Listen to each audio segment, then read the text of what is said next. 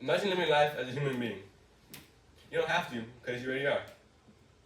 Now imagine enlisting in the military and trying to serve your country to the best of your ability. But out of nowhere, a grenade comes and lands in your bunker. Your leg gets blown off. Imagine the physical and mental pain you must endure. Not only because your leg is gone, but because you realize you'll never be able to walk normally again. Because the prosthetic you would have to wear can never successfully imitate what it's like. Now, my father served in the military. I've never asked him what it's like or what he's done.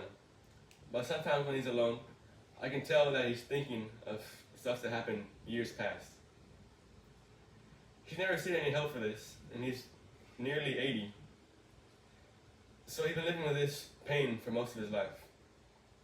People do not realize how many veterans take away some service-related disabilities from their line of action, and how little attention they get from government organizations that are supposed to help them. In a survey I conducted, more than half of the people that answered said they believed that 7% of veterans become disabled in a line of action. But actually, this number is closer to 13%. Furthermore, 8 out of the 12 people that answered said they strongly agreed or somewhat agreed with the statement that the VA, which is the Veterans Affairs, a government organization, that the VA treats veterans appropriately. However, the VA did not take PTSD as seriously as physical conditions, and claims filed by wounded veterans did not get looked at for months or even years after they're filed. So today, I'll convince you about the problems associated with disabled veterans, an organization trying to help solve these problems, how the lives of veterans and the community they live in will be impacted for the better by this organization, and what your contribution can do to help the organization succeed with their mission. Now, disabled veterans go through many challenges in their lives.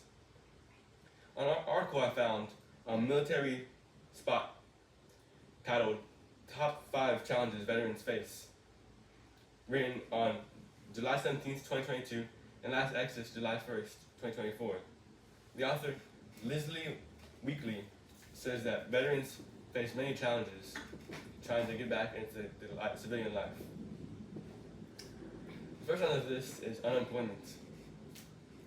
Disabled veterans may find it difficult to find jobs due to this disability.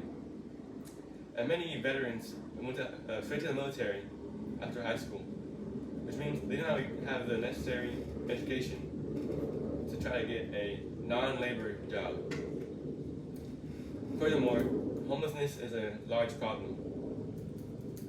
Many veterans have mental disabilities from the line of action, and they start drinking and have alcohol or drug addictions. And this leads to further deterioration of the mental health alongside homelessness. Also, amongst veterans, there's a large concern is suicidal tendencies. Veterans' self-esteem drops very low due to the disability.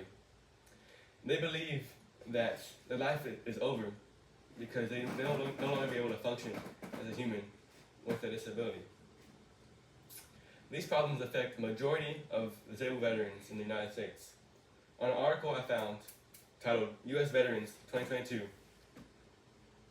by Disability Status on the website Statista, written on November 13th, 2023 by Vera Grohanen, I found statistics that showed the veterans related to the number of disabled veterans in the United States by the year 2022. 2.7 million out of 16.2 million veterans in the United States have some sort of serious disability, and 4.4 million out of the 16.2 million have any sort of disability from the service. These veterans have a struggle to conform to society because it usually revolves around a non-disabled person.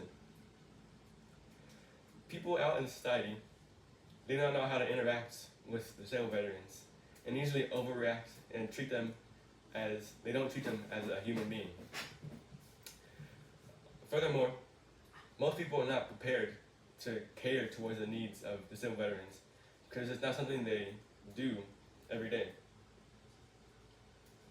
Now that you know some problems associated with disabled veterans, I'll tell you about an organization trying to help solve these problems. These challenges are addressed by the Wounded Warrior Project.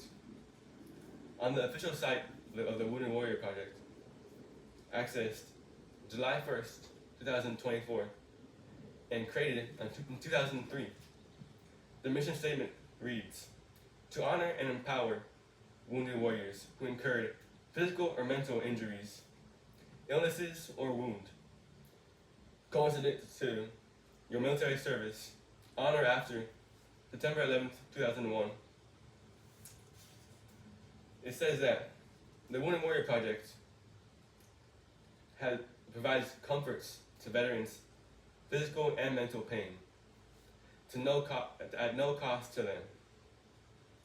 The Wounded Warrior Project provides a physical program to help improve the veterans' capabilities. They provide coaching through a physical health and well-being exhibition. They provide educational resources such as online videos and in-person cooking classes. And they also have fitness and wellness challenges such as yoga, nutrition lessons, and ways to incorporate exercise into their daily life. Furthermore, the Wounded Warrior Project provides mental assistance to the veterans. They have a Warrior Care Network, which is a 2-week program designed to improve veterans' mental situations. And they address PTSD, TBI, and MST, which are all mental illnesses from service. And this program is tailored towards the veteran's specific needs. Furthermore, the Wounded Warrior Project provides financial readiness lessons, such as information on how to improve the financial aspects of their life in the future. And they guide veterans through the process of gaining knowledge to help provide for their lives and their families.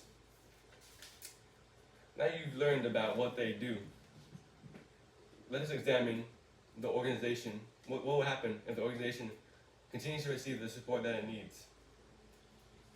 Imagine if the Wounded Warrior Project continues to receive the assistance required to help the veterans. The lives of the veterans continue to improve due to the help of the project.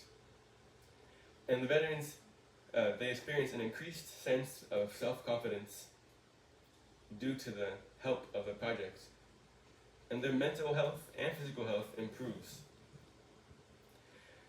Also, the community will start to enjoy the presence of these veterans more as they become more confident in themselves and start going out into the community and contributing. However, without the help of the Wounded Warrior Project, these veterans will continue to suffer and they will not improve in their lives. And these problems that associate with disabled veterans will not regress as they have no one to help support them. And this impact is shown in their families as well, as many veterans are looked up to in their families. And if the family sees that the veteran is suffering, their mood will be impacted negatively, as they don't know what to do to help the person they look up to. In conclusion, today I've told you about problems associated with disabled veterans, how an organization is trying to help solve these problems, how the organization has an impact on the lives and the community around the disabled veterans, and what the contribution would do to help support these veterans and complete the mission that this organization strives for. It is in your power to help save a life. These veterans, their brothers, cousins, nephews, uncles, fathers, or even mothers, sisters, aunts, nieces. If you can afford those weekly trips to the mall, those daily visits to Starbucks, or even those gym memberships, then you too can also afford just a small donation to help improve the lives of these veterans. It is your choice to donate to this Wounded Warrior Project, so choose wisely. That was good.